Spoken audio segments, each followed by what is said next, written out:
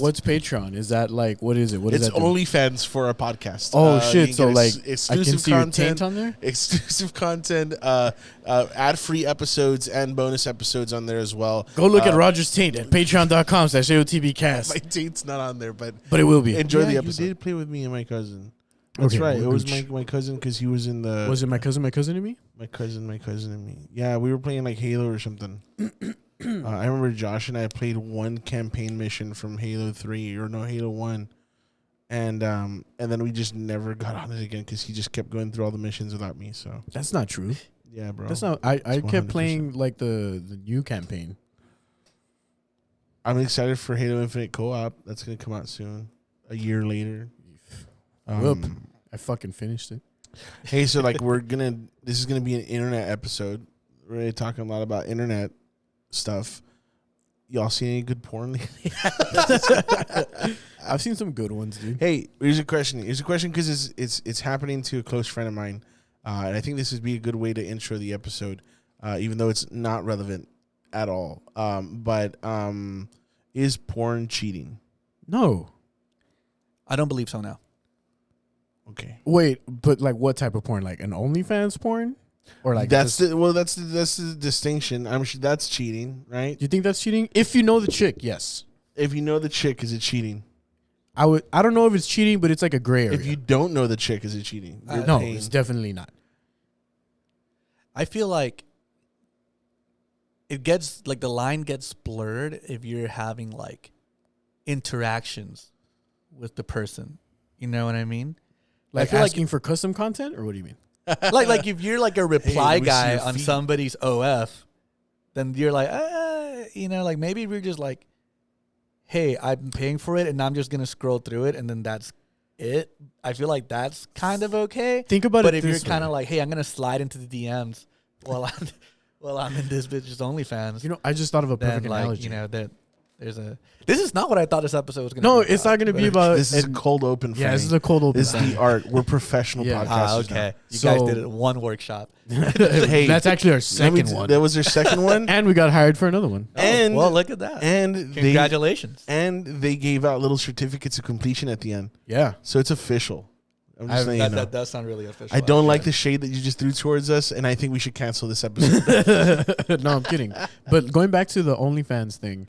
I feel like it's the equivalent of like being in a strip club. Like, would it be considered cheating if you go into a strip club and then get a lap dance? Because I feel like the lap dance would be the equivalent of like maybe asking like or replying to like DMs and like asking for custom content, right? Because it's one thing to be at the strip club with like the person walking down on the pole and like you're throwing money at them.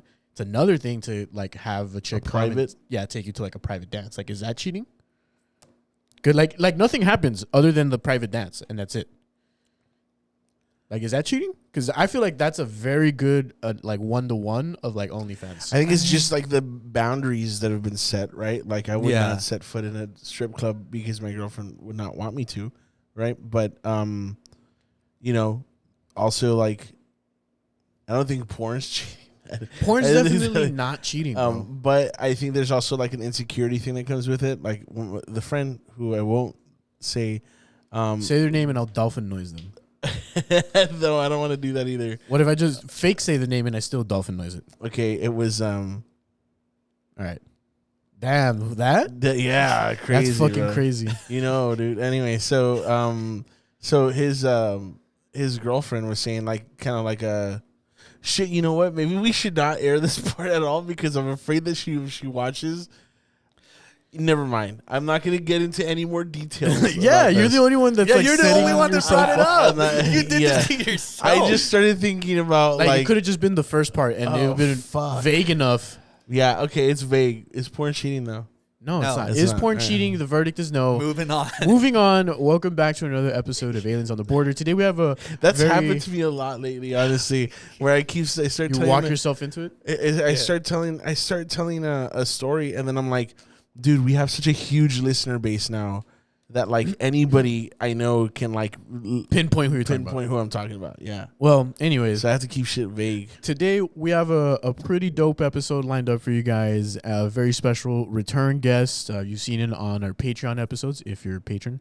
You've seen him several times before all over this place. He's one of the staple guests of the podcast, and today he brought a notebook filled with craziness. I brought a fucking notebook. This guy's prepared, That's man. like some official shit. That's the most prepared anyone's ever been for. Dude, for this he was podcast. like, they did a fucking workshop. I need to pull up on a notebook, bro. Yeah, Yeah, man. bro. Thank you for treating us with professionalism. Yeah. Even though you just dropped a whole lot of shade earlier, but whatever, man. It's cool. It's, I'm not dropping shit. I love you guys. I just wanted to point out that y'all did a workshop. Yeah. you said one. You were very deliberate with that. You said I y'all totally- did one workshop. First off, I totally motherfucker. forgot y'all had done another one. We had two, Yeah. and one of them Wait, was wait, to wait, high wait, school wait. kids, our future. But Yeah. did that one have certificates of completion though? It Actually, did. yeah, it did. That one too? And a Yeah. post-workshop interview. It was at VMT. Hey, Yeah, that's fucking dope. Actually, if you go and you Google, very specific. If you go, you Google Laredo, Texas aliens on the border VMT. The first result. And we get referred to by our last names in first the res- article. It's on the Yeah. first page That's at the least. very first. So you don't know if they're talking It's- about the Night Stalker if or you- Roger because it's if just you- Ramirez. If you scroll down, a little bit, you'll find the result eventually. And it's you should know this is a whole conversation about internet stuff, right? So, like shortcuts on Google or whatever. Yeah. And but yeah, no, there's a picture, a very unflattering picture.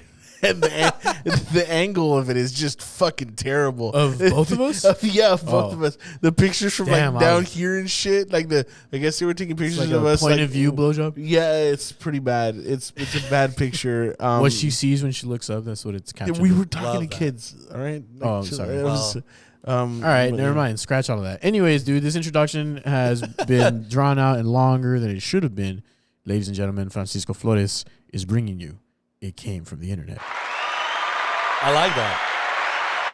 That's pretty fucking. I hate that fucking noise, dude. Why? I hate that it so noise. much. It bothers me. Why? I don't know. It's You know 'cause what else I fucking hate?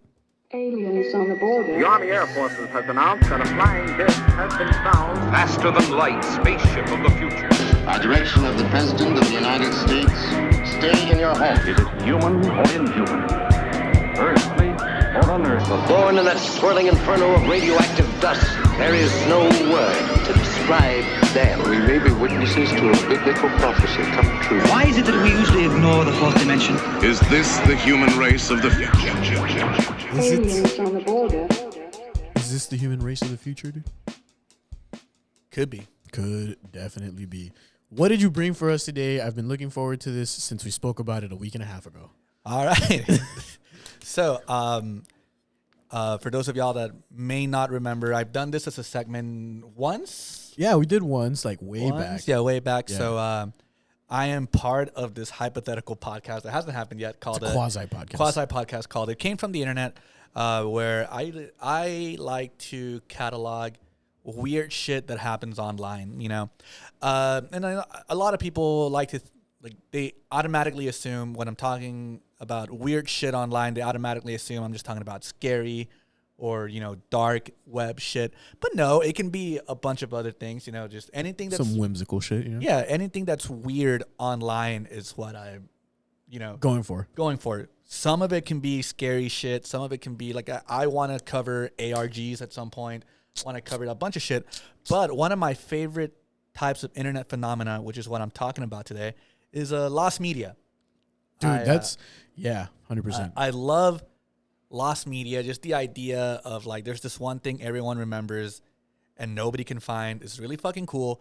So this is a what I brought two stories for y'all today. Some of these are, both of them are, you know, I think they loosely fall under the lost media umbrella, but more than anything is lost or unidentified songs. Oh, okay. It's what I brought for y'all today. The first story that I'm really excited about. It's blown up. You know, it's a huge thing online right now. Have you guys heard of the most mysterious song on the internet? No. That sounds like vaguely familiar. I might have discussed it with you as an idea for an episode. So let's talk about that. So there's a song. It is like it's from the 80s for sure. It is an 80s kind of post-punky synth wave song. Took the words right out of my fucking mouth. Pull from, up to like- Guy Ocho Hype and Hobbies and send some motherfuckers to the Shadow Realm, because every Saturday they got Yu-Gi-Oh tournaments. And if you fucking thought that was cool, guess what, dude? They got some baller ass shoes. They got Jordans. They got Yeezys. They got SBs. They got anything that you might need. You got a special request? DM them. Find them on Facebook at facebook.com/Guy Ocho Apparel, or find them on Instagram at Guy Ocho Hype. And if you want to come and visit the store, you know where the fuck is located at, dude? It's 1003 Garfield Street in Laredo. If the shoes weren't enough, if sending your opponents into the Shadow Realms wasn't enough, guess what, dude? They also have anime collectibles. They got knickknacks, and guess what? They also have fucking patty wax, Holy dude. shit. They got all sorts of knickknacks, all sorts of fucking patty wax. And if you go online to the website, you know what the website is? You want me to tell you? Yeah, tell me. All right, dude. So you get on your computer, and then you type in guyochohype.com. Now, you're going to buy something, right? And you're like, my homies, do they got me? Do they got me? Guess what, dude? We got you. Because if you're on checkout and you put in the promo code AOTB, guess what, dude? 10%? 10%, dude. We're putting that shit in the trunk of our car and stabbing it so that it doesn't go with you on your fucking carts. We love you. Eastern Europe. Nobody knows who recorded it. Nobody knows what the song is called. It's a search that has been going on for about 15 years now. Damn. And no one has been able to identify it. So let's start from the beginning, and at least from when it cropped up, because this is kind of like a story that kind of goes in a circle in a sense. So in 2007, an internet user that went by the pseudonym by the name Blue, like username Blue, posted an inquiry on two different sites. One of them being the site spiritofradio.ca, which is a web, like a fan site for a Canadian radio station. And then they also posted on another website called Musikrecherche, which is like a German 80s music site, just asking, hey, has anybody heard of this song? And they wrote out like their approximation of what the lyrics were. Nobody could identify it, so eventually they asked, like, hey, can we hear a little bit of the song? So they posted like a 30-second snippet of it, and some people were like, I recognize it, but I can't put my finger on it. So that was kind of it for a while. Just people were like, hey, I have this song, and people asked, where did this song come from? And the user basically said, well, my brother used to make mixtapes. Back in the day, we used to listen to these radio stations, like mostly based out of Germany. So that's important to know.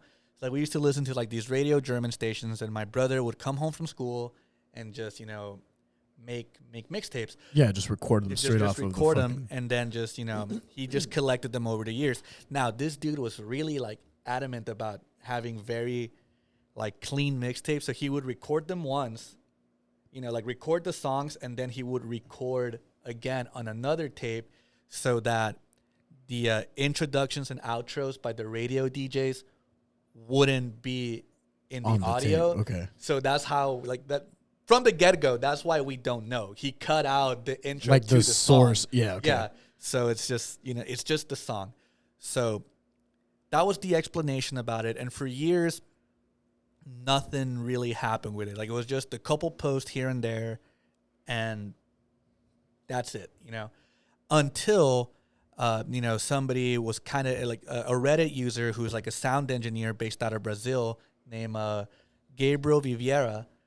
He was told about this song from an employee of a Spanish record label called Dead Wax Records. They were just kind of shooting the shit, and he was like, hey, have you heard about this song that nobody knows about, or blah, blah, blah.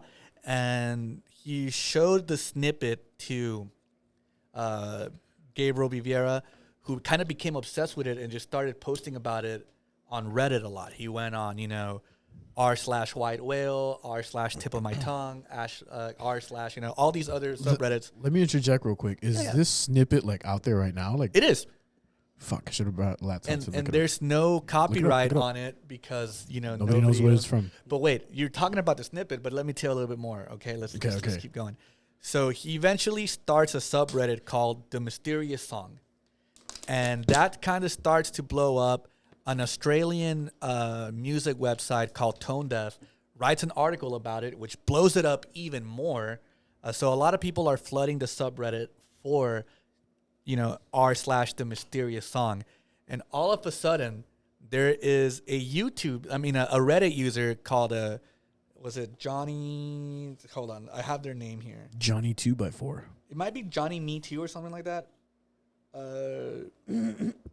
Jesus Christ, dude, my fucking throat. Well, this dude, username Johnny whatever, he turns out years ago, he had downloaded the full song. Oh shit! He had downloaded it off of that original, because the guy that originally made it, he had a website that his sister gifted him, where he uploaded all of these obscure recordings that he had on his mixtapes. So, a recording of this song, which was only cataloged under the presumed name Check It In, Check It Out, because you can kind of make those words out in the chorus.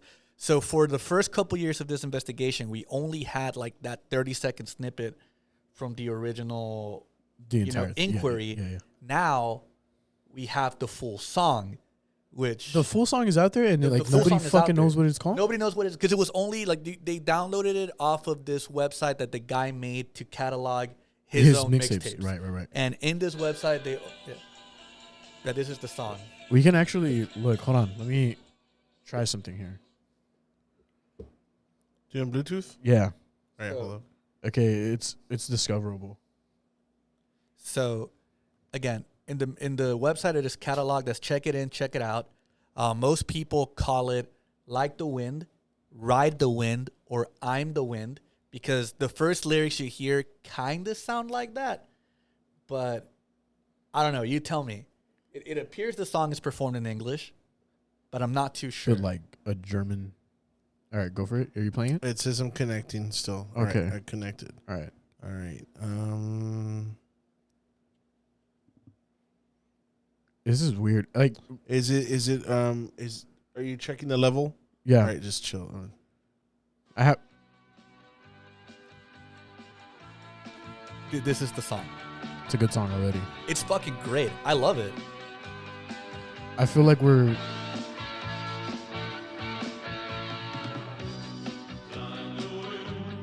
You hear it, right? I hear Ride the Wind. I heard Like the Wind. What do you hear? I'm the wind. Goddamn, all three. There's no space. So it is definitely an 80s song. This is definitely of its time. I hear a lot of Joy Division in this song. I hear Flock of Seagulls. And there they said, check it in, check it out. So that's why it was cataloged under that name. Oh, there's no issue with us keeping this bitch in here because there's no copyright claims. Nobody knows the fuck this song nobody is. knows who the fuck this song is by. It's a good song.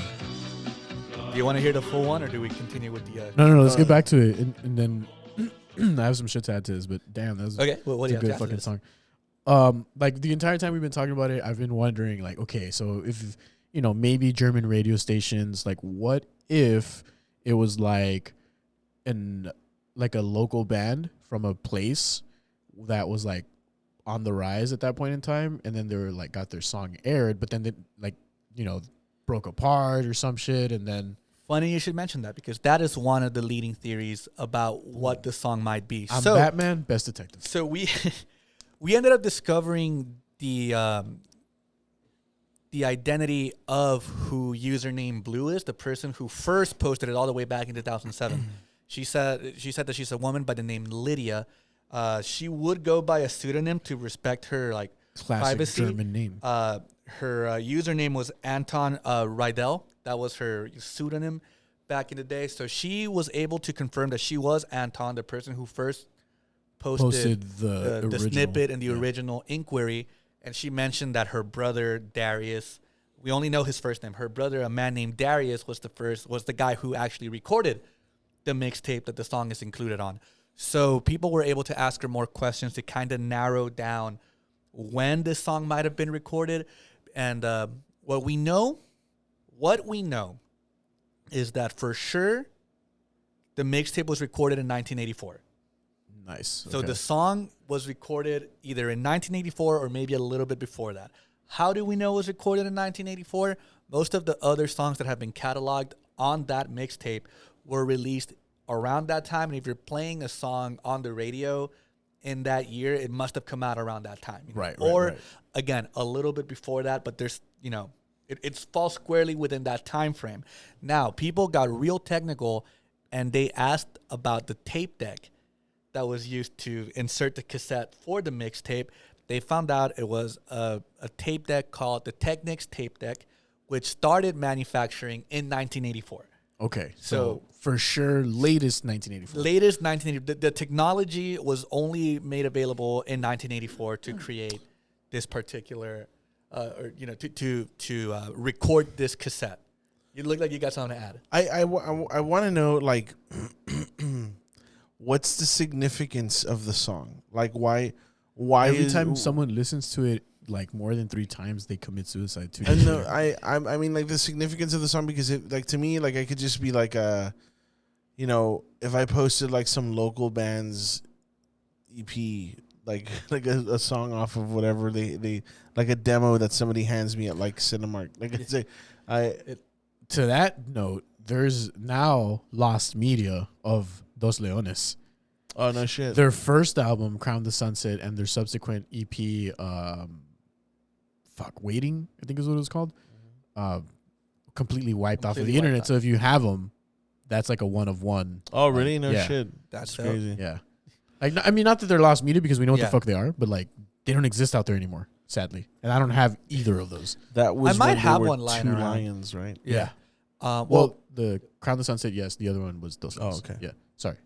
I mean, to kind of answer your question on what the significance of it is, I think it's just like it grabbed people's attention that, there's something that has been unidentified for so long.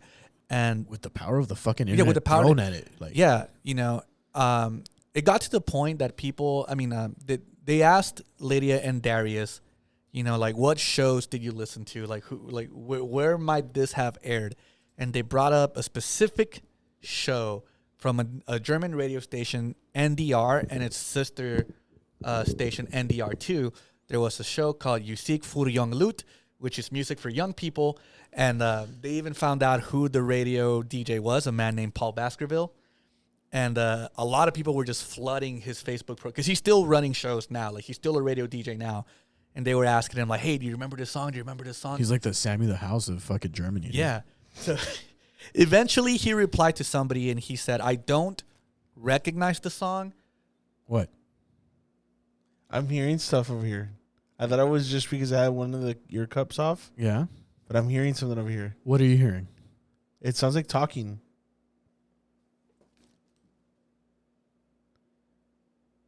Do you hear that too? Yeah. Turn off the fan? I'm telling you. We don't mean to derail the show, but like, I'm sorry, Franny, but earlier this week on Monday, we were here in studio getting ready for our workshop that was the next day on Tuesday. We had some crazy spoopy shit happen. And now it's just quiet. Yeah. Maybe it was like the fan? No? You heard the sound. It did hear like It sounds like if somebody I would have said it sounds from outside, but I heard it from over here. same, like I could hear that. I don't know, man. I don't know. Did you get to hear anything? I didn't hear anything. I heard like murmuring, like a woman's voice. Did you hear a woman's voice? Okay, I kind of heard it too. Didn't hear shit. Okay, I don't know. Just we can get back to this after we dive into all of this because I want to get through like what you brought with us today before we get off fucking tangent and go on that. But sorry about that. I can tell Roger could give less of a fuck about this. What? Why? Why are you saying that? Why are you saying that? I'm interested. I was just asking. You're out here listening for ghosts. No, dude. I have. No, it was very prominent because I could kind of hear it through the headphones. The way I normally wear my headphones, it's like one on, one off. I have one ear cup off. So right now, I heard something and I stopped and I listened for a bit and then I heard it again and that's when I took off my headphones. I mean, I'm listening, bro. I'm listening. I'm interested. This is the kind of shit like I watch Nexpo. That's what Nexpo had a whole thing about lost media that I was watching not too long ago, which is why I was surprised to hear that's what the topic was for today. And I was like, cool, dude, I'm super down for that. So, but yeah, no, I watched Nexpo. I watched like the whole thing about like Gemini and all that shit. I've got a good like, kind of like creepy thing that just got triggered a memory with the tone of the guy's voice. We'll get into that right now, but let's keep going through the background of this. Okay. Well, like, you brought up the theory that it might have been like a local band. Yeah. So they interviewed, a bunch of people were asking the DJ, Paul Baskerville. Yeah. You know, and originally what he said, when he finally replied, he was like, I don't remember the song. Right now I'm on vacation, but, you know, when I go back to Germany or whatever, I'm going to play the song live on air and ask if anybody remembers it. Oh my God. And he was like, and if that doesn't work out, he was like, I don't know what to tell I you. might possibly have to go through my record collection, but I have over 10,000 records. Fuck. So he played the song on air. A lot of people were basically giving the same response, like, I remember it, but I don't know what it's called. So it was like, fuck, right? We're right back to where we started. And then Paul Baskerville was like, you know how I said I was going to go look through my records? Fuck that. So I'm going to reach out to the archivist at NDR and see if she has the logs from, you know, from back in the day, and maybe it's there. If we played it, it's cataloged somewhere. So they asked this lady who was the archivist, and she says, well, we don't have any physical records, like a physical catalog. Like we had to make space for all the newer recordings, like the newer broadcasting. So we don't have the archive, like the archives from back in the day. Damn. So for a long time, it just felt like the story was over. But then people were like, wait a minute. What about a digital archive? Like before you got rid of them, did you fucking digitize everything? Digitize. And they were like, holy shit, we did. But for a long time, they didn't want to give those records out. So that was kind of like the end for that. They were still playing like secretly Nazi propaganda and shit. Well, we just probably, right? And at that point also, Paul Baskerville got so annoyed that he was like, you know what? It was probably just a local band who gave me their fucking demo. I played it once and threw it the fuck away. Like, that's it. Like, story's done. Because people kept bothering him about it. But then there was this actually happened last year, in the later half of 2021. A Reddit user by the name Flexon Mobile. That's a good one. That's a good name. He managed to email NDR and got the entire catalog for Musik für Young Lut from 1984. Oh, shit. The entire year of 1984, he got every song played on that specific show.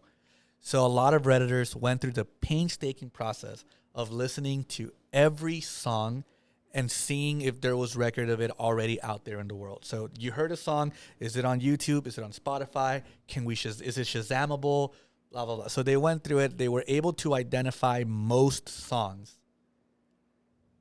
This song is not there yet. What the fuck, dude? So the problem is, was it played on that show, but not in 1984? Like, did Darius, the guy who recorded the mixtape, did he misremember? And maybe it was like later? Or was it just not on the show at all? Fuck. So now the idea is they're trying to get catalogs from other shows DJ'd or hosted by Paul Baskerville, because he runs other shows. He has one called Not Club and another one, which I have the name of somewhere here. Do I? I don't know.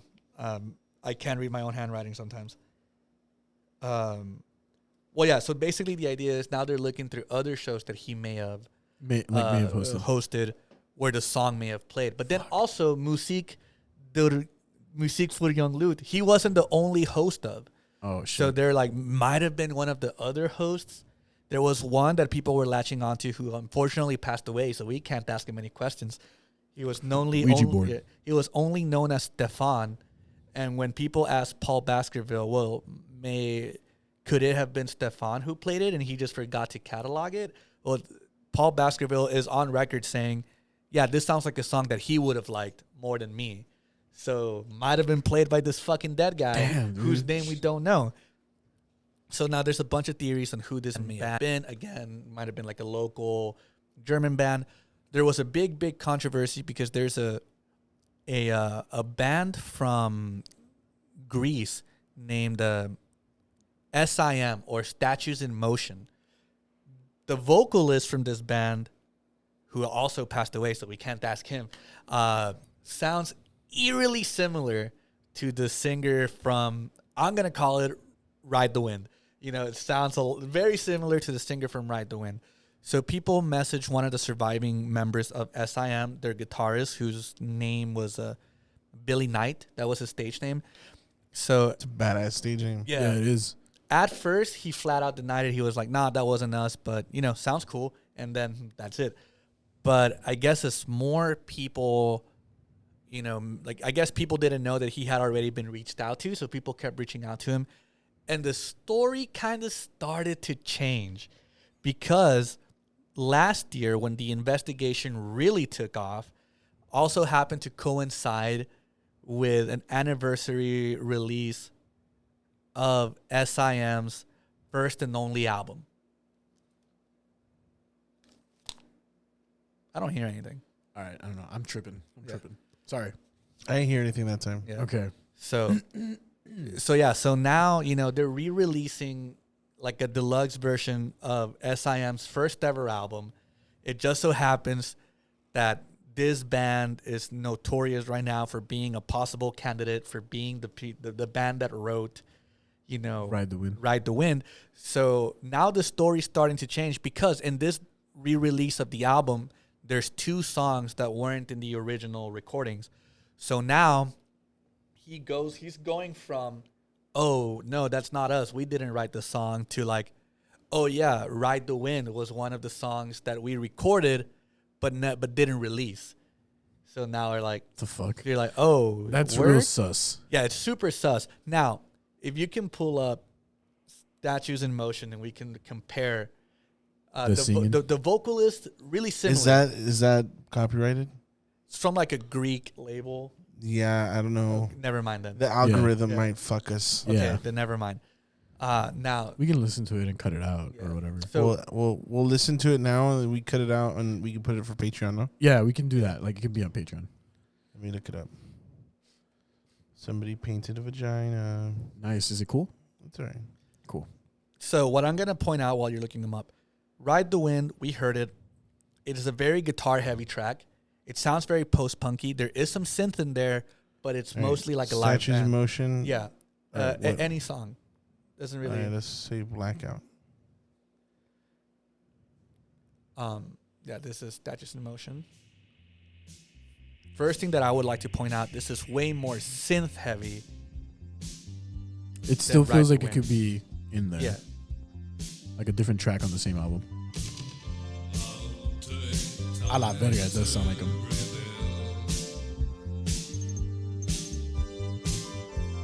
It's part of the song.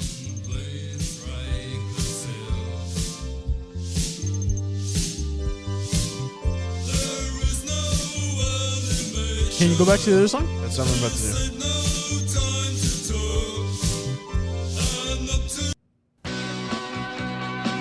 Better song, first of all. Yeah.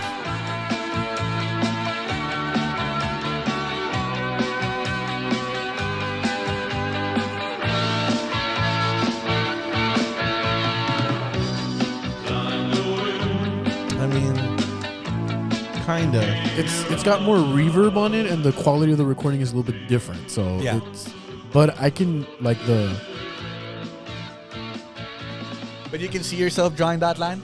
yeah, like, you know, if you put a little bit more, go back to the other one again. Just sorry, I know I got you over here. Okay, dude, you're good. I'm chilling. I know you don't care about this. Stop saying shit like that, bro. I do fucking I'm just care. busting your balls. I'm also dude. just like kind of hungover. So yeah. This guy fucking had a night. I went ham. Oh, there's a motherfucker. Come on, that's pretty close.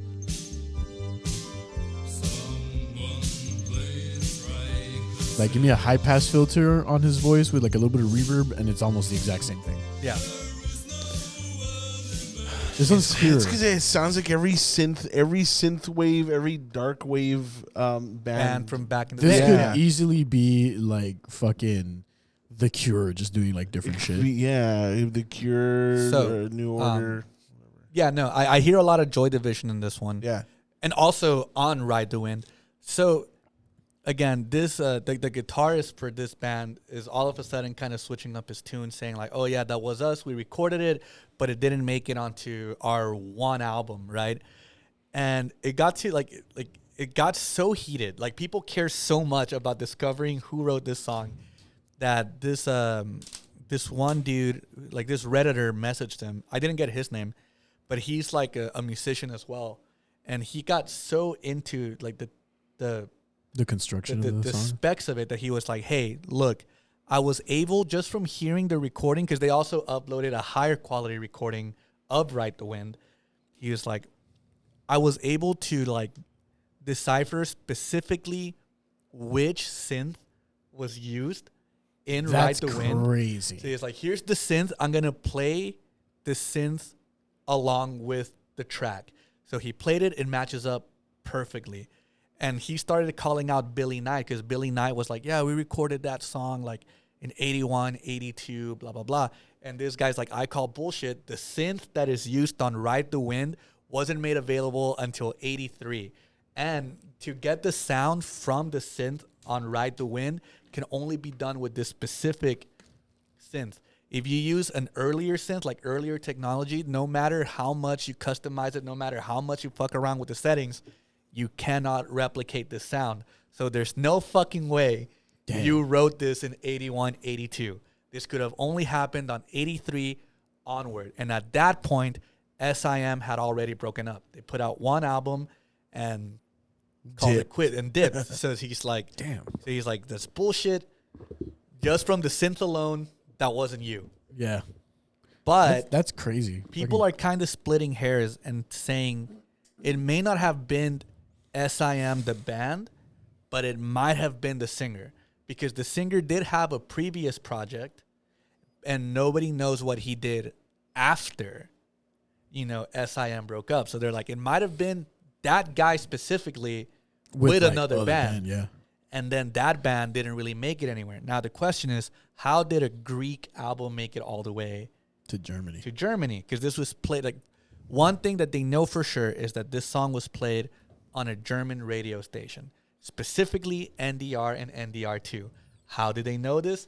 Again, a lot of people that are searching for this song are absolute music nerds and like sound engineers. So they did like is it a spectrograph or what's the sonic wave? What do you? Yeah, when you look at the sonic waves, you're like visually looking at the sound waves of the song. Waveform analysis. Let's call it that. Let's call it that. Waveform analysis. They did a waveform analysis of the recordings of Ride the Wind, and apparently they compared it with other songs that have been played on NDR or NDR2, and because of the technology at the time, any song played on those specific radio stations had like a line around 10 kilohertz. There was like, it's like a trademark thing only on that station. Right. Okay, like that was the signature. Yeah, the signature distinguish to distinguish it from other radio stations or other radio broadcasts. Ride the Wind has that. So it was for sure played on NDR and NDR2. Damn. So it's like, how did it, if it was this Greek, post-punk singer, how did it end up in Germany? Yeah. Well, the idea, the prevailing theory is that either Paul Baskerville or one of his co-hosts traveled, went into a local record shop, found a copy of it, and then just bought it. And again, the idea might have been he just fucking got rid of it, played it once, and then dipped. So that is where the story so far sits. Shit. On Ride the Wind. Here's the completely unrelated, but like the God damn it, I don't know what the fuck is wrong with me right now.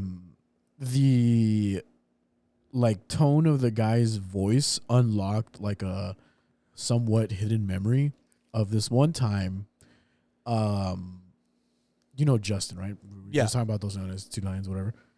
So his dad, I think owned like a trucking company or something like that. I'm not entirely sure of those specific details. Point is, one person that worked for them committed suicide, and like they had to take him out of wherever it was, and amongst his belongings, like he didn't really have any family or anything, so they kind of just stayed there. Yeah. And Justin brought them home, and it was like a cane with like a eagle head type of thing, like a old type cane like that, and a tape recorder that had like him recording a song. The person that passed away, recorded a song to like their daughter or something like that, and it was some of the most bone chilling vocals with like just the story background that I've ever heard, because it just felt like, I don't know, like you can like the emotion behind what he was playing, because it was just like him playing an acoustic guitar and like some lyrics over it, right? Yeah.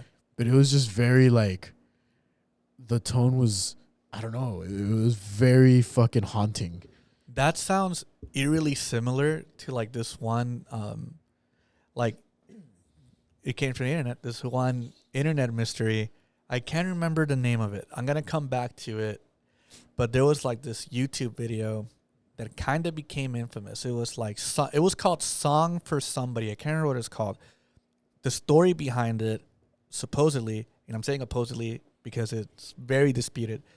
The story behind it is like somebody uploaded this video, and in the description they're like, "This was the last recording my older brother made before he killed himself." And shit. He asked me, like, or like he left it on his note for this to be uploaded online.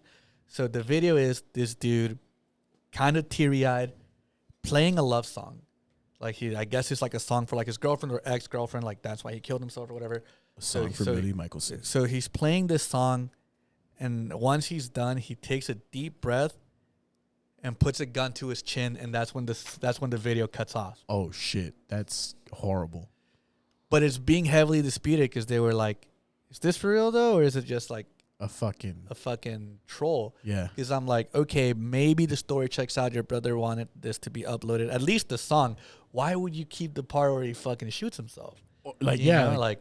Maybe cut that shit out and then just keep the part he wanted people to see, like right before he takes a deep breath, which is the song, you know. So that reminded me of that's this. Fucked. That's fucked. She's just like, I mean, he wanted it uploaded. He didn't specify which parts.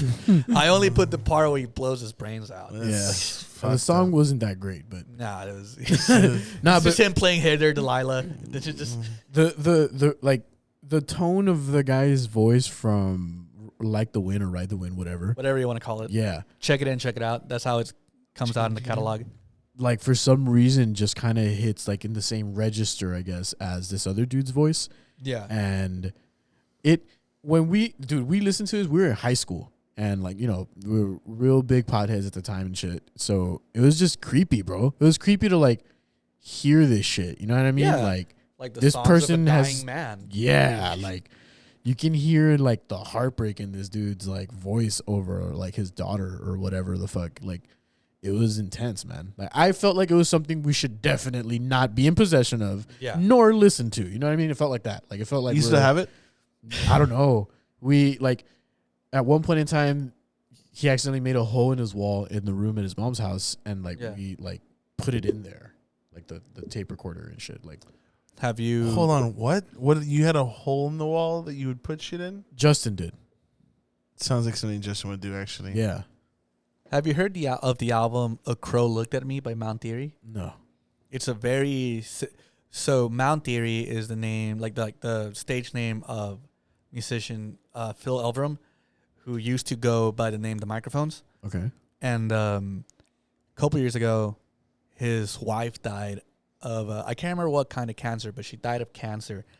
And it was like a very public thing because a couple months before she died, he had like they made a GoFundMe to help pay for like her treatments and stuff. Unfortunately, she passed away. Not long after that, he released this album called "A Crow Looked at Me," and the thing that's really haunting about that album, he was writing it in the process of like, you know, like her dying days, and also like the days and weeks immediately after she died. And part of the story is that he recorded it, like he would sit down. It's very spare. Like it's just him and a guitar, maybe some keyboard here and there. But the story is that he recorded it like on his laptop with a microphone in the room that she died in. and like That's weird. and all the songs, they almost don't sound like songs. Like he's just strumming a guitar and just saying what comes to mind. You know, like how he's feeling. Hey guys, Josh is in LA right now, so I'm stuck recording with my home gear. So there's a little bit of a difference in audio quality. I'm sorry about that. But I did want to give a shout out to our new sponsors, American Fireworks. That's at 4358 Del Mar Boulevard. Their stand right across from that big church on the intersection of Del Mar and Bob Bullock. You really can't miss it. They're going to be open from 10 a.m. to 10 p.m. from June 24th through June 30th, and from 9 a.m. to midnight for July 1st through the 4th. You can call them and get some information at 210-718-1808. We'll put that number somewhere here on the screen. And go ahead and go show them some love. Tell them aliens on the border sent you. Love you. Peace. That moment. And it is probably one of the most uncomfortable things I've ever listened to, but like it's haunting and it's beautiful. Breaks my heart every time I hear it. I think it is. You've listened to this multiple times. I've listened to it multiple times. Just because, like, I don't know, like the creep factor for me is like off the charts on that. It's just something that makes me go Not back you, to it. the album. Yeah, no, like it's definitely like a thing worth, even if it's just once. Yeah. Just to like kind of like experience like that level of vulnerability is just off the charts. Here's my take on it and why I feel like a certain type of like repulsion to that. I feel that like you're capturing something that is a weird like energy or whatever, like vibe or something that is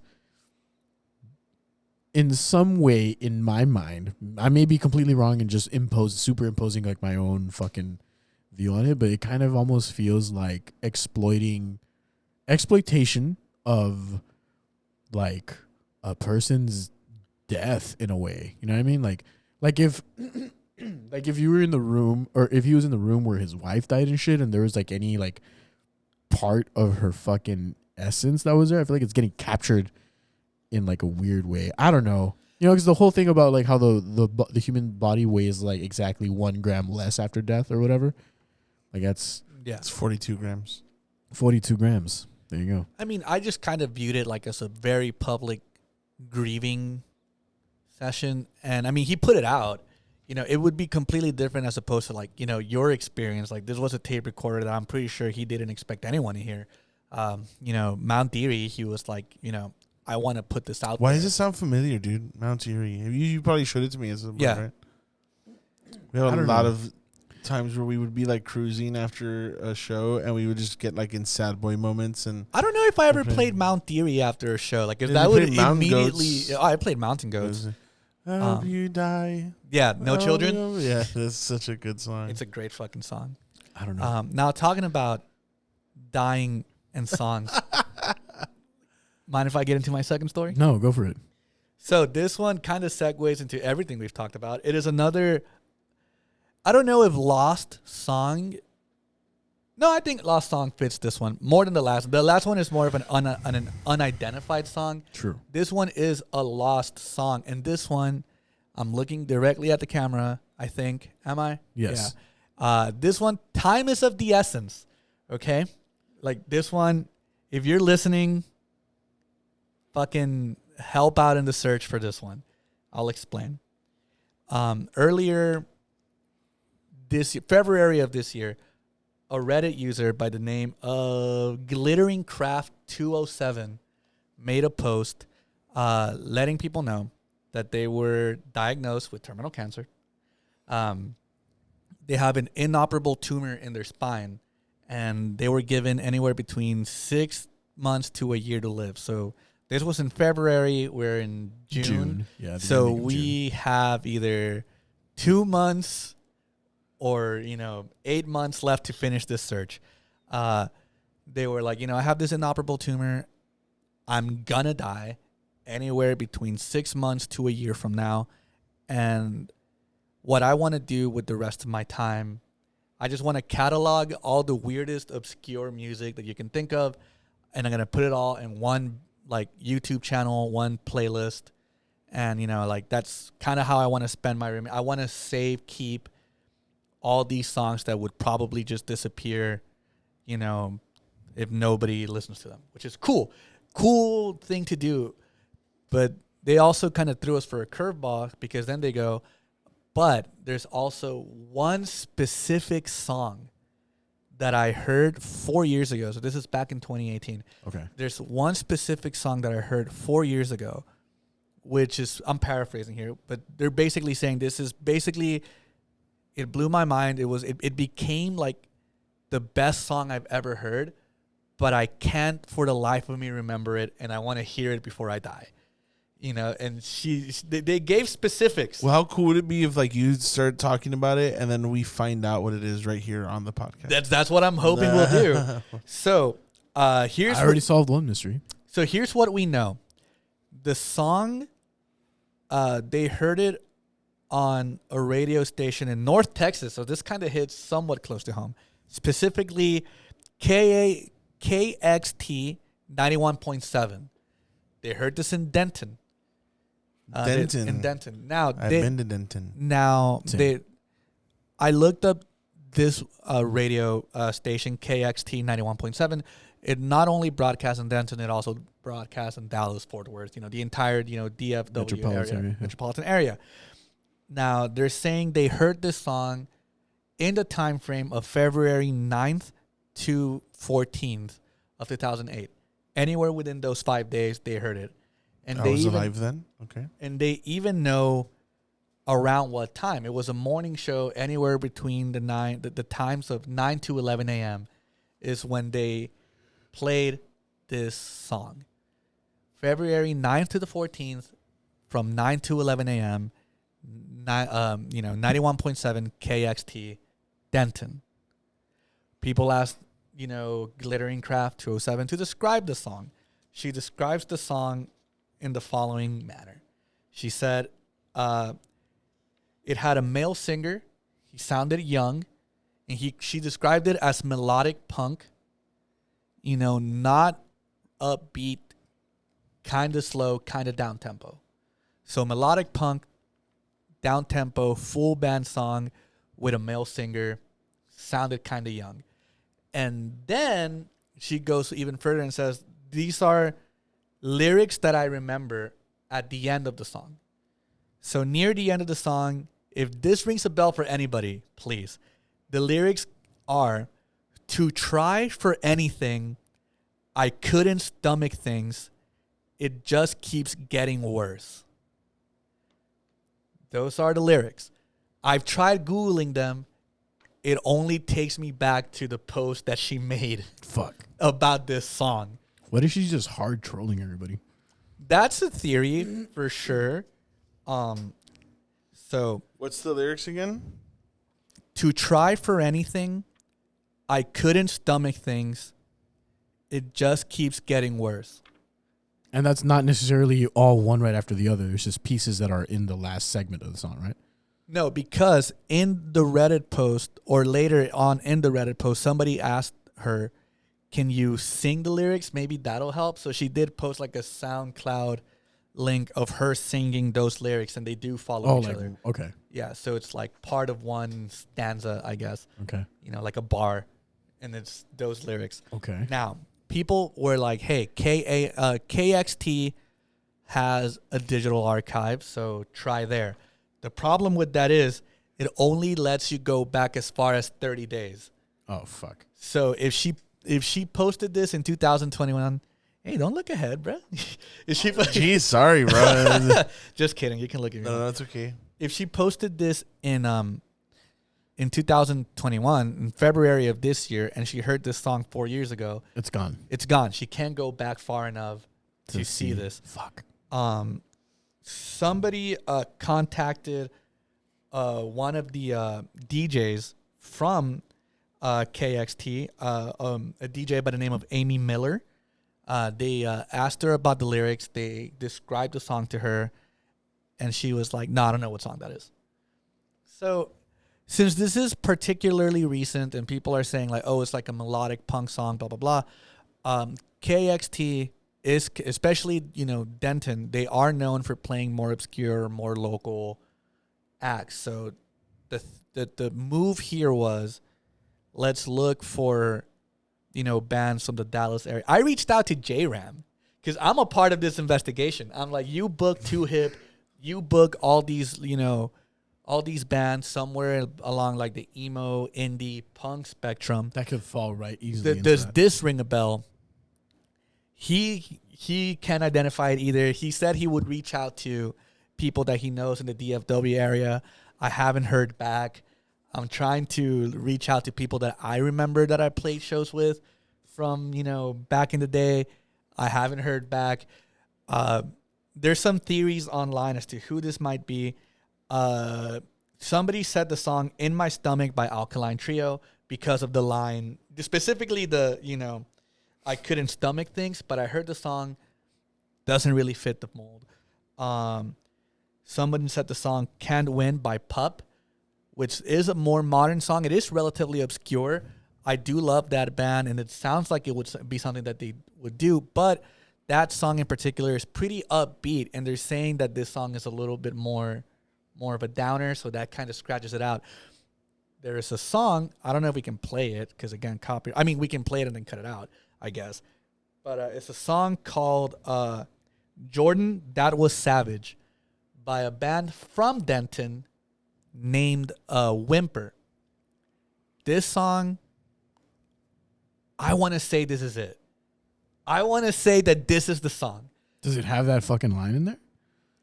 You can, it's recorded in a very lo-fi way, but so I couldn't make out the entire phrases, but some of these words are in there. The singer for this band, he sounds young as fuck. It is a down-tempo emo song, so I could see how you would call it melodic punk. So it's I want to say it is, but then somebody brought it up to the user, to Glittering Craft, and they asked, is this the song? This is a band from the area. It checks all the boxes.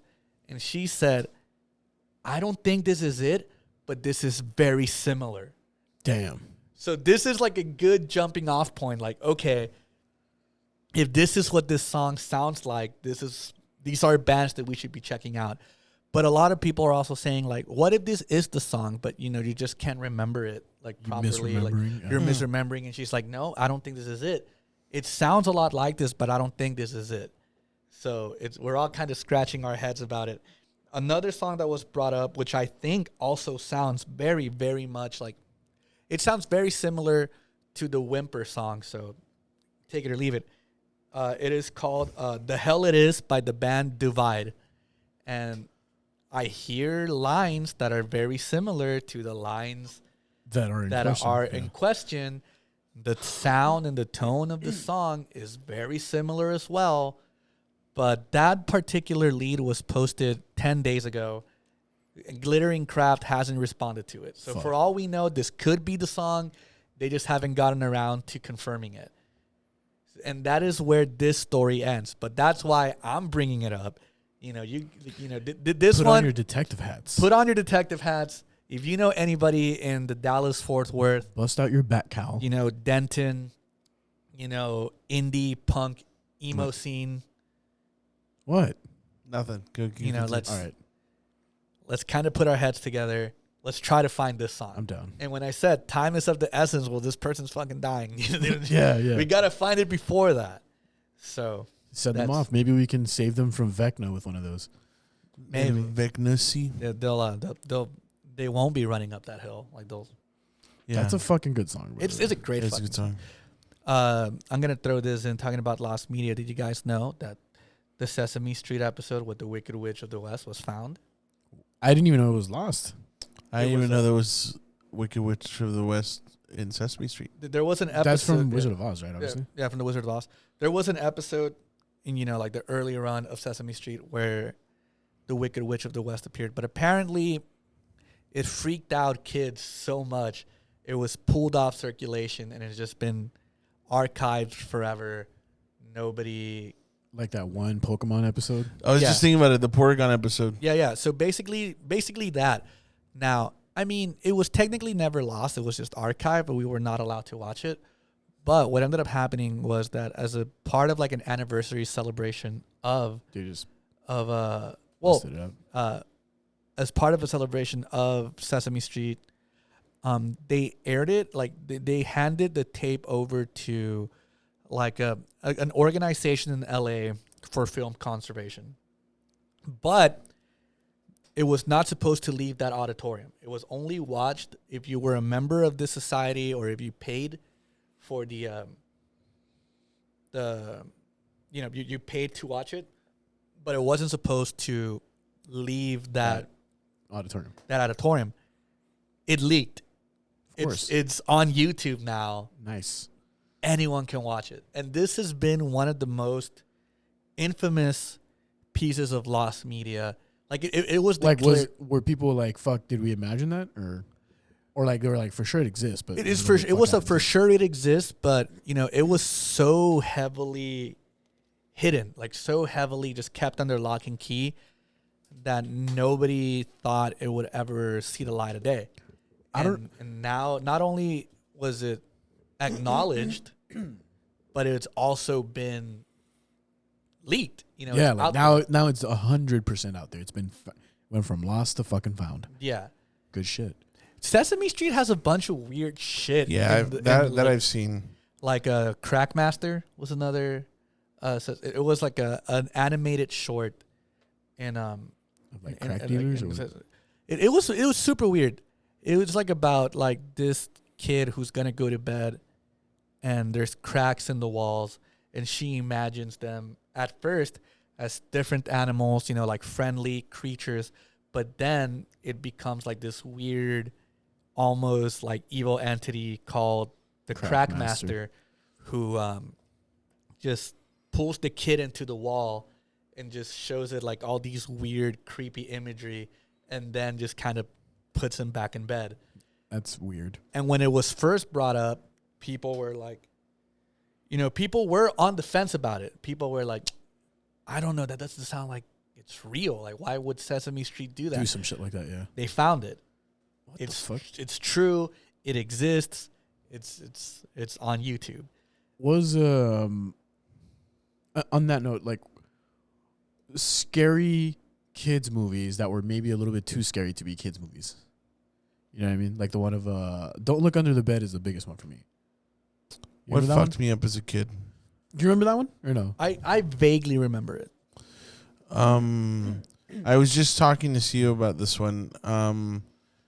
Unintentionally, it was a scary film for me. But do you remember the? Do you remember? I think it was a Disney movie where some kid finds like a suit that he can crawl into, and he has like special powers or something. Yeah. Do you remember that movie? Yeah. I don't know what it's called, but that one scared the shit out of me. Let me see if I can look it up. Was it like Disney movie about a suit? And it had like a weird like green grayish color or no? Yeah. Right? It looked like, it was like blue. Green Goblin, and then it and the thing that was weird to me is that like it was wet. I remember it being like wet. like it was slimy, slimy shit. Yeah. Disney What the fuck? movie. That 100% was unsettling, but I enjoyed that movie. I have very vague recollections of that. Did it sound familiar at all? It sounds familiar, but I can't. Star Kid. Yes. Look at this creepy motherfucker right here, bro. This movie. Why really, did it fuck you up though? I thought it creeped me out, man. The fucking I don't know. The suit was just weird. Look at that shit. That didn't look creepy to you? I don't like that at all. Star Kid. Look it up. It was one of my favorite movies. It was the face is not great, and it was wet. Yeah, that was weird. Like, I don't know why they had to do that. I just remember it squelching a lot. Yeah. Which is a word that I've learned a lot recently because of Stranger Things. Squelch. Oh, and the captions are... The captions are weird as fuck on Stranger Squelching. Things. Like dry, wet, squelching, Like subliminal messaging and shit. It's I mean, I learned a new word, squelch. In the fucking captions, it just says, this is what good pussy sounds like. Yeah. Good pussy sounds. Yeah. Well, Franny, I don't know what to say about those stories other than it was like really intriguing, and now I'm upset because one of the biggest things that would annoy the shit out of me is when there's a song that you can't remember or can't find. More recently I had this from like 4 years ago. George, who was on our previous episode, he was showing me like songs from a couple different bands, and I remember him showing me one that I really liked, and I went to to my then partner's house or apartment, and I started looking for the song, and I found the music video, and it was a black and white. I was trying to describe it so fucking much. It was a black and white video, and all I remember was the song going. Bam, bam, bam, bam, bam, bam, bam, bam, bam, bam, bam, bam, bam, bam, bam, bam.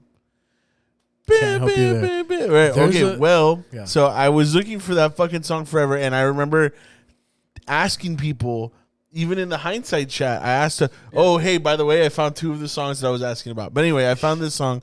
I was asking the hindsight chat, and nobody fucking knew what this song was. So I just kept looking for it, and I never found it. Oh, you never? I was about to ask if you found it. Oh no. Well, I hadn't found it at the time.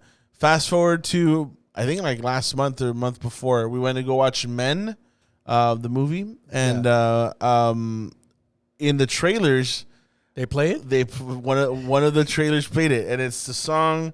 I think it's called 2020. It's called 2020, and it's by the Suns.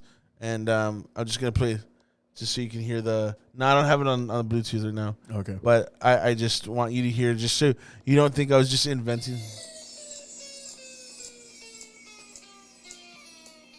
Right. So, yeah. And then the video, I went and I looked for it. It's the black and white video. I'm like, this is a fucking song.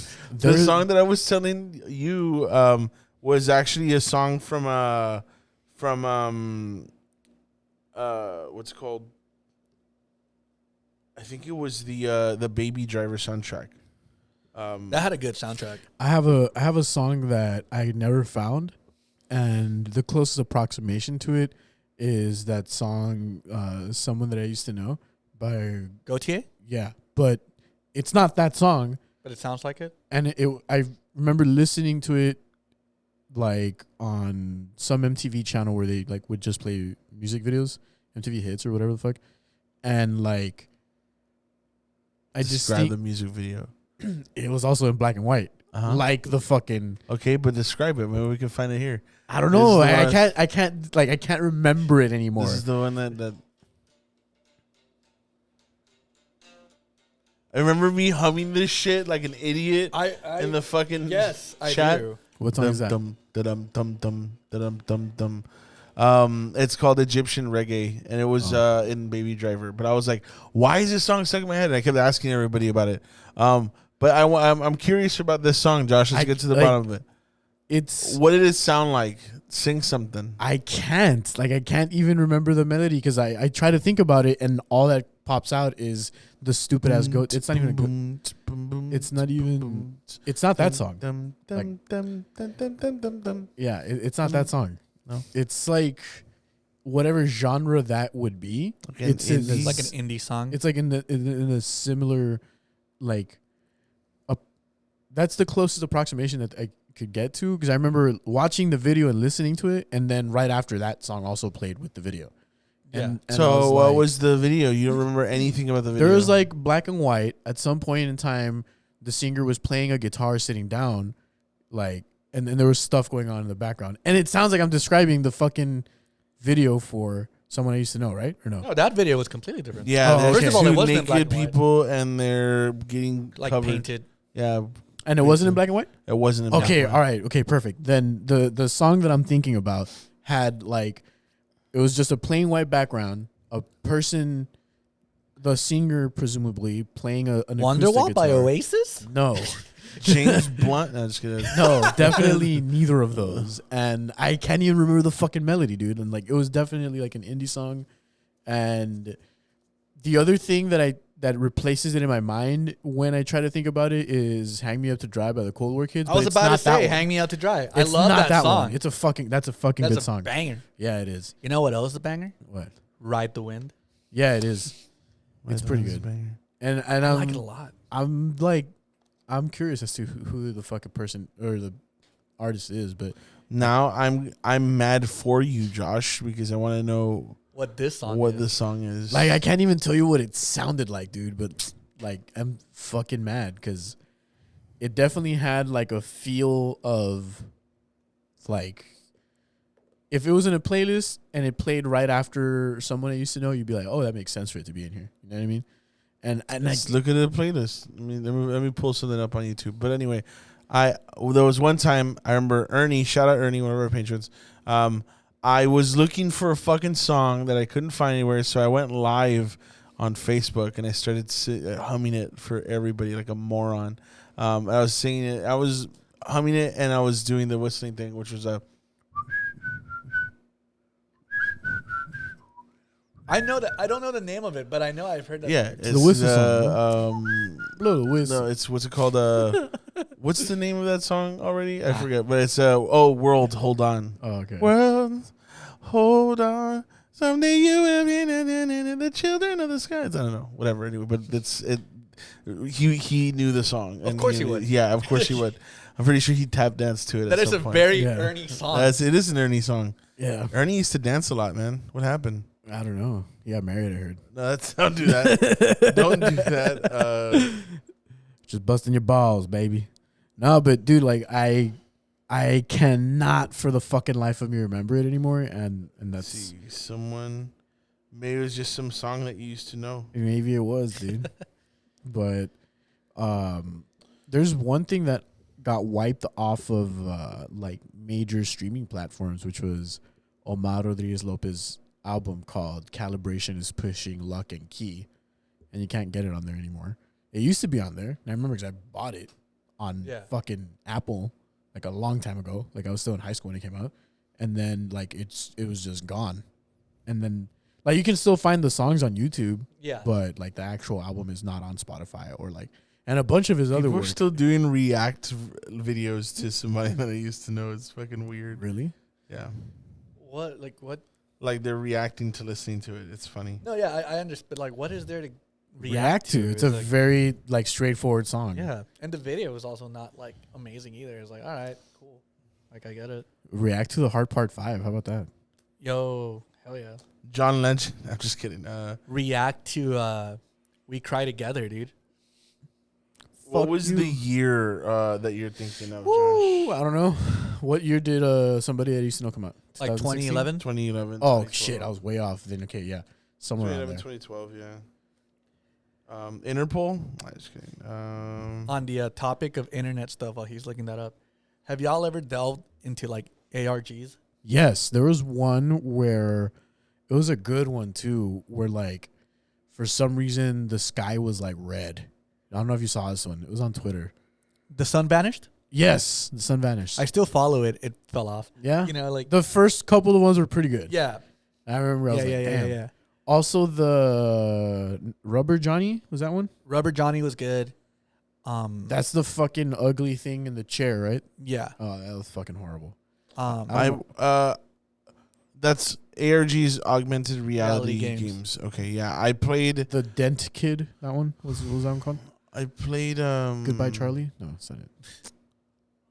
What did I play? I played Portal. Portal had an ARG for the movie Super 8 before it came out. Oh, that's cool. And I remember there just being like it was a physics thing where you could just go and like play around with the stuff that was happening there.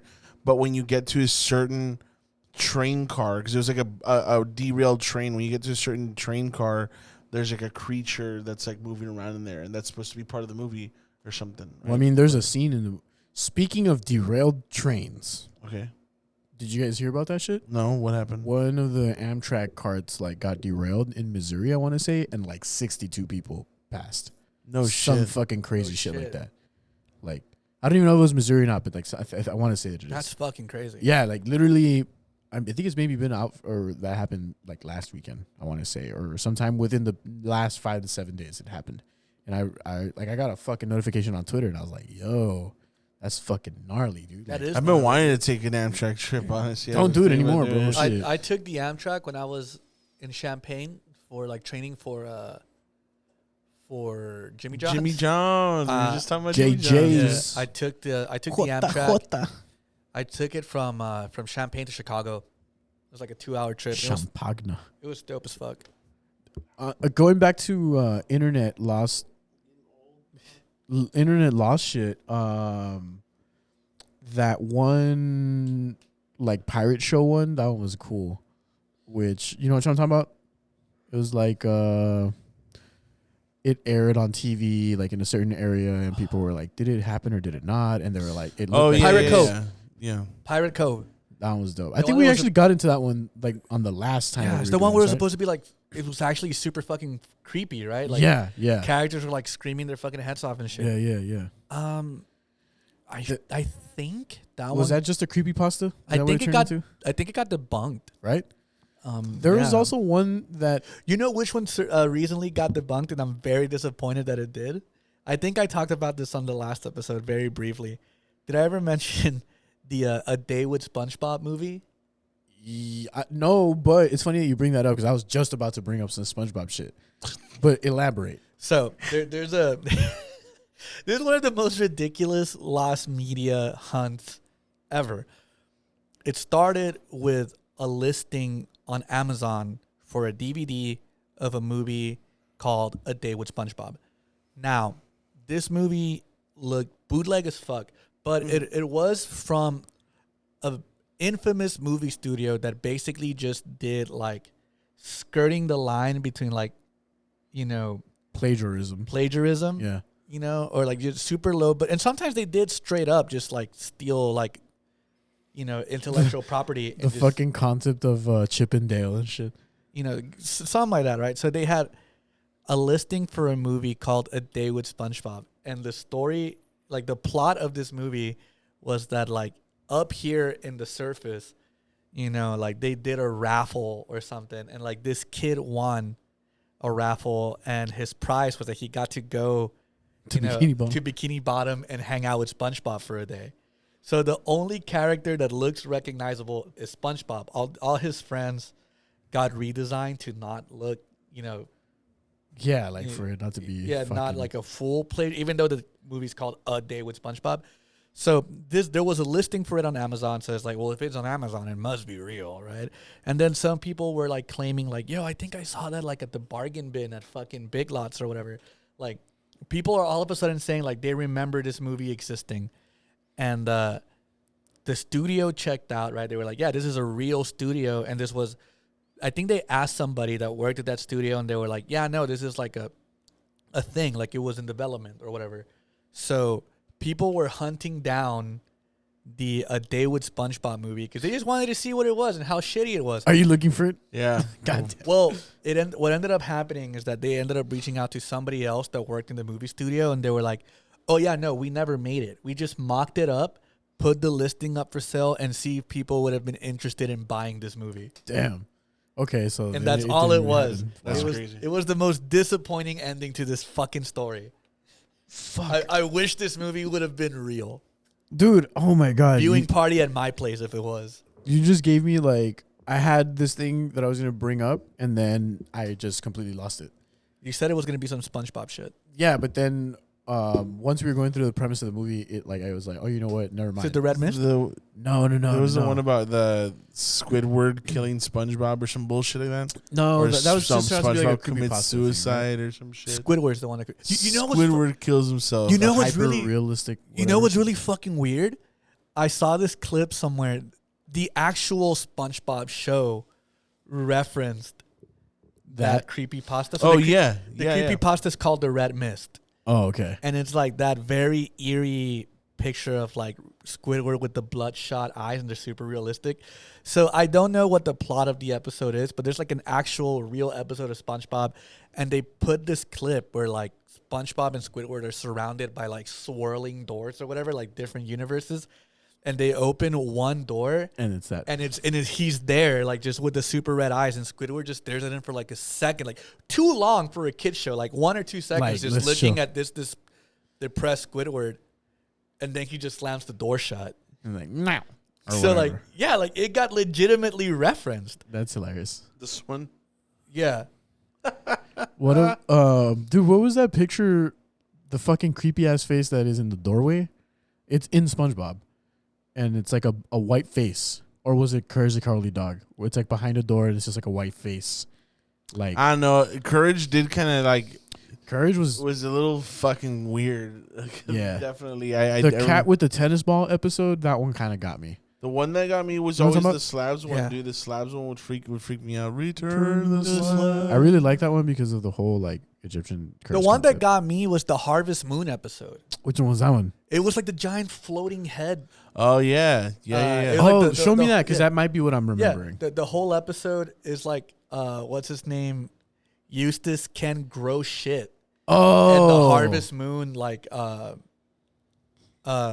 challenges him to. Yeah, that's the thing. The moon challenges him to grow one thing in the farm. If not, he will like basically fucking kill him. Dude, so a long time ago when my brothers were in high school, they had a mask from like one of the Halloween stores that was kind of like that.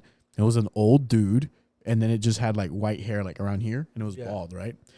And they did like weird experimental like home films at the time with like weird like shots and strobe lights, and then just like overdubbing like Queens of the Stone Age into it. It was cool.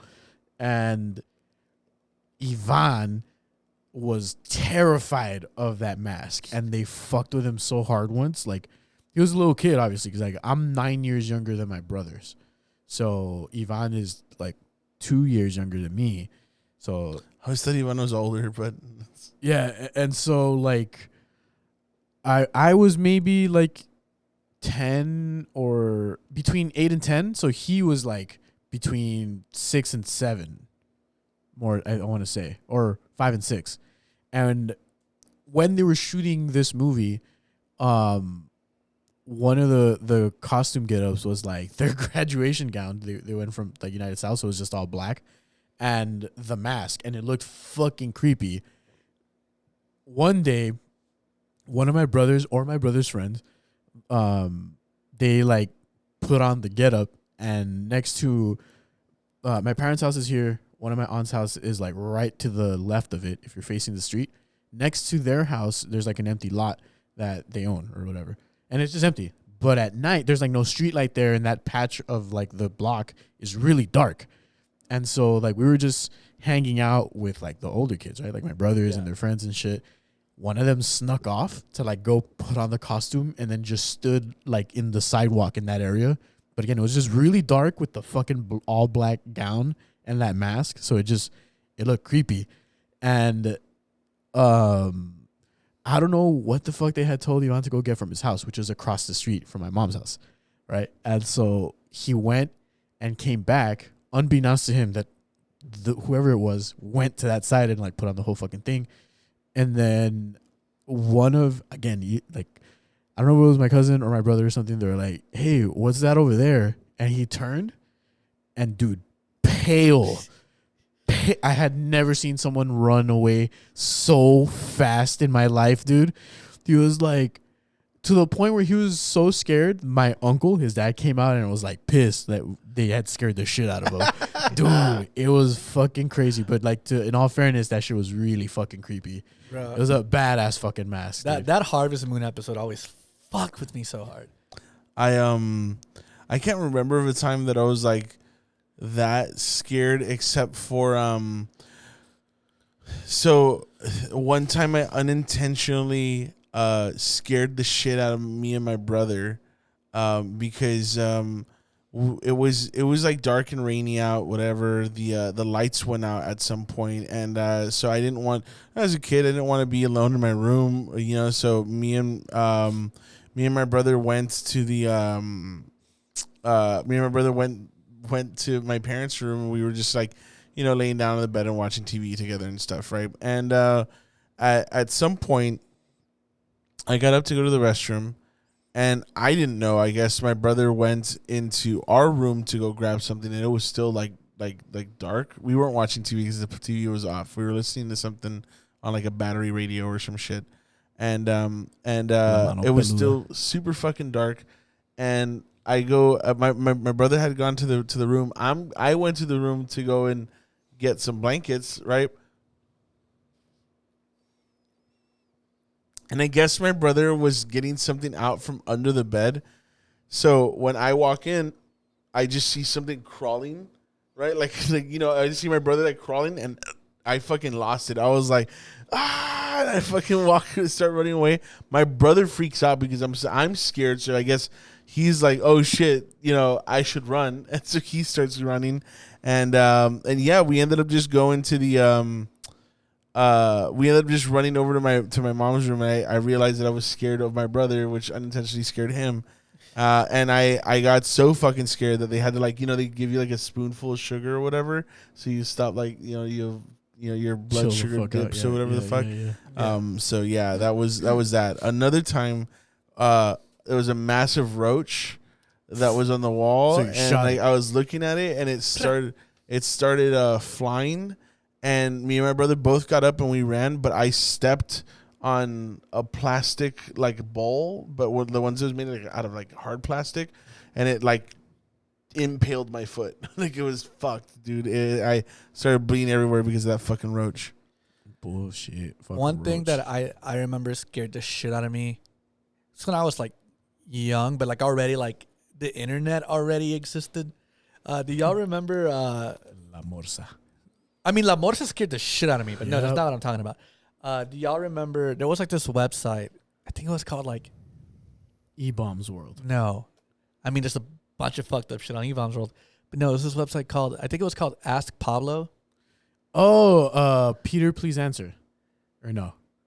I guessing somebody, but there was a version of it with Where you can mask what you were typing. you could mask what you were typing. Yeah, and dude. it was oh, you're talking to a spirit. Yeah, dude. And my older cousin made me sit there while he was having this conversation with a ghost, Dude. supposedly. So he was masking so he was asking questions oh, who's in the room? And you type out the answer, but in the box it yeah. masks it as if you're typing a question. So when you press enter, it It reveals your answer. Your answer, right? But so if you're none the wiser, okay. Yeah. so my cousin would. I fucked with so many of my cousins like that. So my cousin would do that to me. So he'd be like, "Oh, who's in the room with you? Right? Who's in the room with me right now?" And he'd be like, "Oh, my cousin Franny." And I was fucking 9 or 10. So I was like, "What the Yeah, fuck?" dude. And then he'd be like, "Hey, what is my cousin wearing? Whatever." He's like, "Oh, he's wearing a striped T-shirt." And I'm just like, "What the fuck?" I got So I got real bad. same at The first. first time he did it to me, it was my cousin Kevin, and I stayed over at his house, and it was 1 a.m. I started crying. They had to call my dad to come pick me up 100%, I was bro. losing my fucking mind. 100%. I was like, "What the fuck?" Yeah, dude. I forgot. Ghosts in here. They're using the fucking internet. I have so I want to add to that, but there's a story that I was thinking of right now of just shit that scared me as a child. And I have a vague memory that I don't know if it's a true memory or if I'm misremembering the plot of a movie and adapting it to something that happened to me. But at one point in time, in the neighborhood that I lived in / live in, people were going around trying to break into houses, no fucks given, right? And one time I was there with I want to say it was my cousin Ivan, my cousin Jay, and a couple of us that were all similar age range, but it was no adults, just us. Everyone, I don't know, was out or some shit. And someone knocked on one of the fucking windows and we all freaked out. But there was we were all inside. And then I think we kind of wrote it off as one of our older cousins fucking with us, I think. But I want to say that it went unsolved as to who the fuck it was. And later when the adults came, we were like, "Hey, this happened." And they were like, "What the fuck?" They were genuinely concerned because I think they were like, "Oh, it was one of your cousins," but they were for sure it wasn't one of our cousins. You know what I mean? Yeah. Yeah, that type of shit. And there was I don't know, it was just very weird. And It was Peter, please respond. yeah, But- Peter, please answer. Yes. Well, it was. I don't know if there was another because it was Pedro. Yeah, because there's two versions of it. Yeah. You can download a Spanish one and, Yeah, and an English Yeah, one. so we had the Spanish one. Pedro, please respond. Yeah. And it scared the absolute shit out of me. Dude. One of my older cousins fucked with me and Ivan and another cousin of mine that's also a similar age and shit. And then I remember I was like, "Hey, what was?" I asked them. I forgot who it was. It might have been Ivan's older sister. Now that I think about it, and I was like, "Hey, what was the name of that thing? I want to try it with my friends and shit." And then they explained it to me. Yeah. And I was like, oh shit, even better. Like let me fuck with everyone now. And it was the shit because you like the secret was that you had to type in the comma to start like your answer. Yeah. And then you would hit it again to stop it, and then you would just complete like the rest of the sentence. Yeah. Like, but before you would start it, they had you do this whole like ritual where you had to say this one like set of words and like light a candle, and so it made it feel like it was legit. Like you were doing some shit. You know what I mean? But the whole time you were just fucking with people, like, and it was good. Though. It was a good one. I didn't get a computer till I was already in high school, so I don't remember going through anything like that. I don't know how the fuck I had a computer. Like, I had a computer like middle school, from what I can remember, but it was like not connected to the internet. It was just for like word processing. Like that's all it was. No, I had the internet back then. Same. That's why I was like, I don't know how. Like, if we had like first thing I did as soon as I got the internet was go to a porn site. I remember that. Really? Yeah, it's the first thing I did. I would download music. That or like Disney. But I was curious about the porn stuff because I was at the Boys and Girls Club. Is porn cheating? It was a full circle. Full circle. I remember I was in middle school and some kid told me, "Oh, if you look up Dragon Ball X, there's porn. Yeah, you can find porn there." And that's all I heard. Like, and so it stuck with me. I really like Dragon Ball Z, so I was like, "Dragon Ball X, what is that about?" And I went and it was just a bunch of like hentai images, and I was like, "This is weird." Yeah, and I was just like, I stopped looking at that. And then then you came back for a second look later. No, and then I googled Girls Gone Wild because that was the only thing I knew. Yeah, was there. And then that's when pre-Google even everything Yahoo'd. started. I asked Jeeves. Got corrupted. Yeah, stay up till 3 a.m. to see the commercials. For me, I was always looking for spooky shit. That was like my whole fucking. It's just thing. playing games and watching porn, which is very. I mean, it's very indicative of who I turned out to be. So if you like spooky shit. I was gonna save this for. I'm still gonna save it for another. Just give me a episode. sneak peek. Yeah. Go to the website. We'll end with the spoopy update that happened earlier this week. Yeah. On the topic of spoopiness. Okay. Yeah. Just answering the text. No, he's looking up what he's about to say. Okay. Yeah. I just want to make sure I have it correct. You like spoopy shit. Yes. You like what I would consider cryptic shit from time to time. Yeah.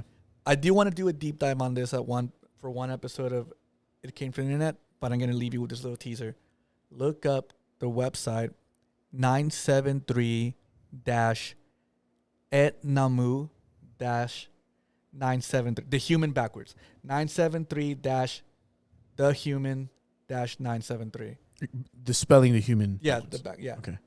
Okay. That's all I'm gonna say. Okay, that's weird. It is. So, one of the weirdest sites I've ever encountered in my life. So, spoopy update time, studio edition. Are you looking it up?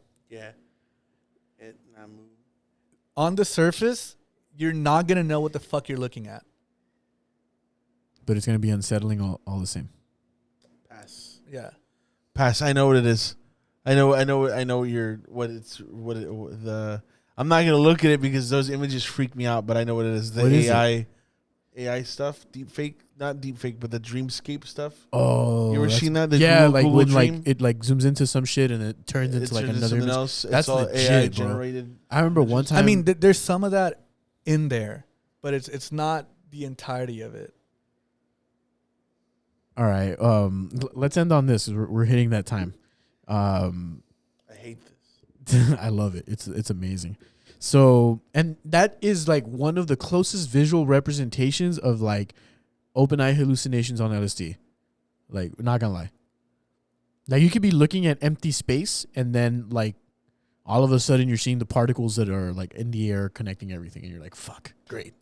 Anyways, so Monday, right now, this is Thursday, June 30th. Earlier this week, we had a workshop on June 28th. That was Tuesday. It went great. It's the last of my battery. Take a look. You can spend hours on there. I feel like you'll dig it. Wait, what do I do? Because You scare the shit out of him? Here. So this is like the main page. right, okay. Oh, you can just click any of those. Yeah. Am I about to fucking die? So we were setting up to do this what was it called, this seminar, and the day before we were here. These guys are on their trip with the website, dude. The day before we were here setting up, and we were just kind of going over the what we were gonna do during the presentation. So as we were doing that, we were sitting here talking, whatever. We spent like a few hours in the studio, and I got up to go use the restroom. Okay, I see what's going on. You fuck with it? Yeah. I got up to go use the restroom, and when I did that, was Josh stayed here in the studio. He was just kind of chilling where he's at right now. And you want to continue? Yeah. So, in our studio here, there's 2 doors to get out. Right. The door that we normally use we left locked or whatever for any reason or another, and we were using the other door that if you open leads you to like the Cayo Ocho area. Like it's. They have all their Funko Pops and everything in this area here, and then like it leads you to the main area where the gaming happens and stuff, and then it wraps around to like where the restrooms are, right? So I'm sitting right here where I am right now, and I have my laptop right here. I'm just like looking up stuff on the presentation, and Roger left to go to the restroom.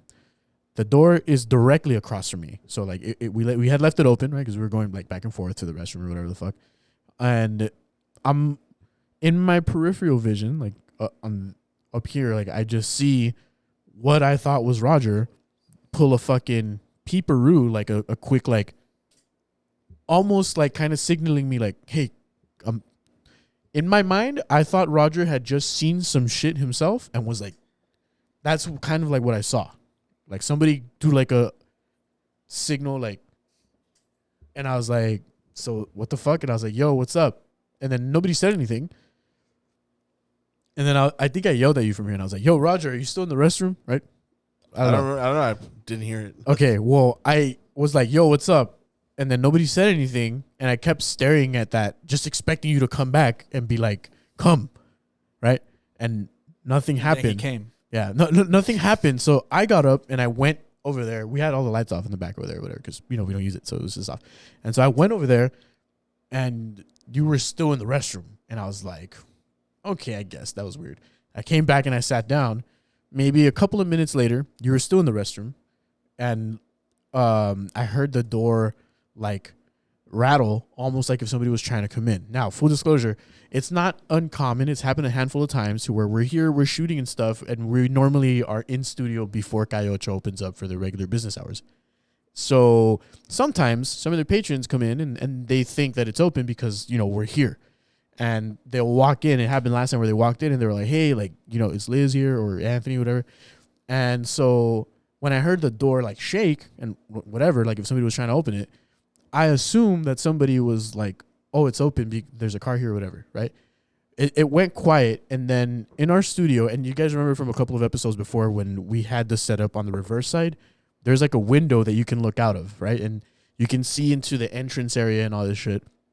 So again, I'm sitting right here, and again, in my peripheral vision, I see what I think is Roger walk out from where the restroom is and then walk towards the front door in my mind, going to check if somebody had tried to open it, because the whole door trying to open thing happened, and I stopped and I looked back. I should like maybe a second or two right after that, I see what I thought was you walk from where the restroom is towards the front door. And then I look up again and I'm just like staring because I'm assuming that Roger's going to walk back this way and be like, oh, it was nobody, right? Because again, very clear the of the door, and doesn't happen. And I'm staring and I'm staring and I'm staring, and fucking Roger walks back over here. And I was like, dude, were you still in the restroom? Like, and I asked him, did you go check like if somebody tried to open the door right now? And he was like, no, I was in the fucking restroom. And I was like, what the fuck? So I get up and then I go and look. And there's nobody here. Like, it's literally just Roger and I. Like, nobody's gotten in here. And I don't know. Like, I still feel unsettled about it because I can't, like, there's no explanation to what the fuck that was. You know what I mean? That's what happens when you set up shop across the street from a haunted hospital. You know? Bro. It is across the haunted hospital, supposedly. I've seen, like, a handful of times, like, somebody, like, peeking, like, just kind of like, oh, hey, you know, and I always just write it off as, I guess, somebody's in the shop, but then I remember, oh, right, Nobody's we're here yeah. alone. You know, like, earlier right now that I heard that woman speaking, it sounded like people, like, multiple people talking, but I heard specifically a woman's voice, which is why I took off the headphones, because I feel like I'm going to keep hearing it.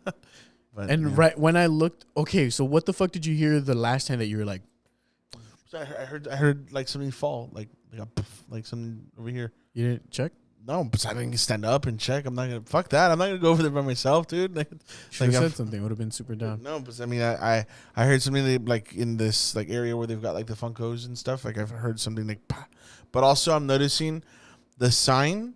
It's not taped down. So when the wind blows, that thing hits, and you can hear something when it hits. Yeah. So well, I don't know. I don't know what it was. We'll have more spoopy updates for y'all soon. Yeah. Speaking of Fear in the Frontera, we're gonna start working on them. Send in your stories. Send in your stories. The Leprechaun. Send us more. Los Duendes. Well, a listener/viewer submitted a cool story about him potentially being used as a conduit to exorcise the demon. Nice. Unbeknownst to him. That was a good story. Yeah. That's fucking crazy. Like the synopsis of the story is he was at a youth group trip out in Georgia somewhere, and then they selected a few younger members from like various parishes to go to this like special meeting with a cardinal. And then they got led into a house where somebody was getting exorcised, and then all the group that went, like all of a sudden, immediately thereafter, got like sick and like crazy. I don't know. But, man, that friend of mine /listener/viewer has some insane stories that I wish he would just be, gracious enough to hop on and tell. Because they're, like, next level of, like, I have no reason not to believe him. You know what I mean? Like, he's a very credible person. He's always been genuine with me and shit. And, like, I met him through Peter, one of my other friends, and like we're like all very good homies. And he used to live not so far from here, actually.